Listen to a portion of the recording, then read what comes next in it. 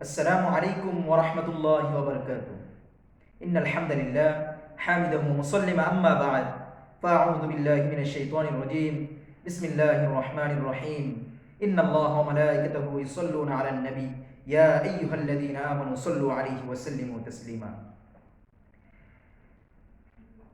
الحمد لله আল্লাহ রাব্বুল আলামিনের দরবারে লাখো কোটি শুকরিয়া যে আল্লাহ সুবহানাহু ওয়া তাআলা অসংখ্য অগণিত মানুষ থেকে যাচাই করে বাছাই করে দ্বীনে আলেম শিক্ষার জন্য আমাদেরকে মাদ্রাসায় নিয়ে এসেছেন। এজন্য ছাত্র ভাইয়েরা আমরা সকলে দিল থেকে শুকরিয়া আদায় করি আলহামদুলিল্লাহ।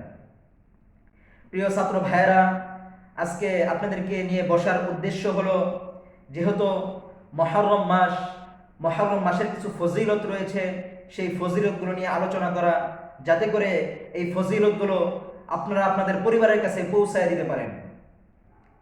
তো মুহররমের মাসের কি বিশেষ কোনো আমল আছে কিনা সেই বিষয়ে আলোচনা করা দরকার। মুহররম মাসের বিশেষ আমল বলতে যে আশুরা রোজাটাই হচ্ছে বিশেষ আমল। এছাড়া রাসূল সাল্লাল্লাহু আলাইহি ওয়াসাল্লাম বলেন যে তোমরা মুহররম মাসে বেশি বেশি নফল রোজা রাখো, তবে আশুরার 10 তারিখের রোজাটা হচ্ছে গিয়া সুন্নত। তো এই রোজাটা কিভাবে রাখবো? রাসূল সাল্লাল্লাহু আলাইহি ওয়াসাল্লাম যখন মুহররমের রোজা রাখতেন, 10 তারিখের রোজা রাখতেন, তো সাহাবা একরাম একবার বললেন যে ইয়া রাসূলুল্লাহ, আমরা তো মুহররমের রোজা রাখছি, ইহুদিরাও তো এই দিনে রোজা রাখে। তখন রাসূল সাল্লাল্লাহু আলাইহি ওয়াসাল্লাম বলেন যে তোমরা পূর্বে অথবা পরে, 10 তারিখের পূর্বে অথবা পরে একটা রোজা মিলিয়ে রাখো। অন্য আরেক হাদিসে রাসূল সাল্লাল্লাহু আলাইহি ওয়াসাল্লাম বলেন যে তোমরা যদি আমি বেঁচে থাকি আগামী বছর ইনশাআল্লাহ যে 9 তারিখ এবং 10 তারিখ রোজা রাখবো।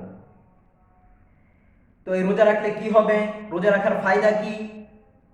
রোজা রাখার অনেক বড় একটা ফজিলত রয়েছে। সেই ফজিলতটা হলো যে আল্লাহ তাআলা এক বছরের গুনাহগুলো মাফ করে দিবেন। দেখেন, মাত্র 2টা রোজা, এই রোজার কারণে আল্লাহ তাআলা এক বছরের গুনাহ মাফ করে দিবেন। তো এই রোজাটা আমরা কেন রাখবো? এই রোজাটা আমরা এজন্য রাখবো, এই দিনের বিশেষ কিছু উদ্দেশ্য রয়েছে। যেমন আমাদের পিতা আদম আলাইহিস সালাতু ওয়াস সালামকে যেদিন সৃষ্টি করা হয়, তো সেই দিনটা ছিল 10 মুহররম তথা আশুরা। ইব্রাহিম আলাইহিস সালাতু ওয়াস সালামকে যখন আগুন থেকে মুক্তি দেওয়া হয়, সেই দিনটা ছিল 10 মুহররম, এই আশুরার দিন। শুধু তাই নয়, ইহুদি নাসারারা যে রোজা রাখে 10 মুহররম, হযরত মুসা আলাইহিস সালাতু ওয়াস সালাম ফেরাউনের কবল থেকে মুক্তি পেয়েছিলেন এই 10 মুহররম। তো সেদিকে লক্ষ্য করে মুসলমান, যেহেতু রাসূল সাল্লাল্লাহু আলাইহি ওয়াসাল্লাম বললেন যে ইহুদি নাসারারা রোজা রাখে এই দিনকে লক্ষ্য করে, আমি তো মুসার বেশি অনুসারী, তারা তো এখন ইহুদি নাসারা পথভ্রষ্ট হয়ে গিয়েছে, তো তারা যেহেতু রোজা রাখে, মুসলমানদেরও রোজা রাখা দরকার।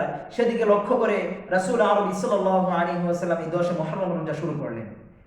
তো সাহাবা একরাম বললেন, ইয়া রাসূলুল্লাহ, আপনি তো 10 মুহররমের রোজা রাখতেছেন, ইহুদিরাও তো রোজা রাখে। তখন তাদের বিরোধিতা করার জন্য সাহাবাদেরকে রাসূল সাল্লাল্লাহু আলাইহি ওয়াসাল্লাম বললেন, ও আমার প্রিয় সাহাবারা, তোমরাও রোজা রাখো, তবে শুধু 10 মুহররম নয়, 9, 10 অথবা 10, 11, 10-এর সাথে তোমরা যে কোনো একটা সংখ্যা মিলিয়ে নাও। তো অন্য আরেক হাদিসে এসেছে যে রাসূল সাল্লাল্লাহু আলাইহি ওয়াসাল্লামকে যখন সংবাদ দেওয়া হলো, ইয়া রাসূলুল্লাহ, যে ইহুদিরাও 10 মুহররম রোজা রাখে, তখন রাসূল বললেন যে আমি যদি আগামী বছর বেঁচে থাকি তাহলে 10 মুহররমের পূর্বে অথবা পরে একদিন মিলিয়ে রোজা রাখবো। তো আমরা জানলাম যে রোজা কোত্থেকে কেন রাখতেন, এবং এটাও জানলাম যে রোজার কতটুকু ফজিলত। তো এই মাসটাকে বলা হয় হারাম মাস। 4টা হারাম মাস রয়েছে: জিলকদ, জিলহজ, মুহররম, রজব। তো মুহররম মাসে সমস্ত পাপ কাজ করতো না, ইহুদিরা সমস্ত কিছু বন্ধ করে রাখতো, কোনো কাফেররাও পাপ কাজ করতো না, পাপ কাজগুলো বন্ধ করে রাখতো। এই মাসের গুরুত্ব এত বেশি। এজন্য বেশি বেশি নফল রোজা রাখার কথা রাসূল আরবি সাল্লাল্লাহু আলাইহি ওয়াসাল্লাম বলেছেন। আর সুন্নত রোজা হলো এই 10 মুহররমের আশুরার রোজাটা, তার সাথে পূর্বে অথবা পরে একটা রোজা মিলিয়ে রাখবো। এর উদাহরণ দিতে গিয়ে রাসূল আরবি সাল্লাল্লাহু আলাইহি ওয়াসাল্লাম বলেন যে দেখো, যে আমরা তো সব সময় রোজা রাখি, সব সময় নামাজ পড়ি, ফরজ নামাজ আদায় করি, অন্যান্য নফল নামাজ আদায় করি, কিন্তু ফরজ এবং নফল নামাজের ভিতরে পার্থক্য রয়েছে। ফরজ নামাজ দিয়ে যেমনিভাবে আল্লাহ তাআলার নৈকট্য লাভ করা যায়, তেমনিভাবে নফল নামাজ দিয়ে আল্লাহ তাআলার নৈকট্য লাভ করা যায়। তো কোন নফল নামাজ দিয়ে আল্লাহ তাআলার নৈকট্য লাভ করা যায়?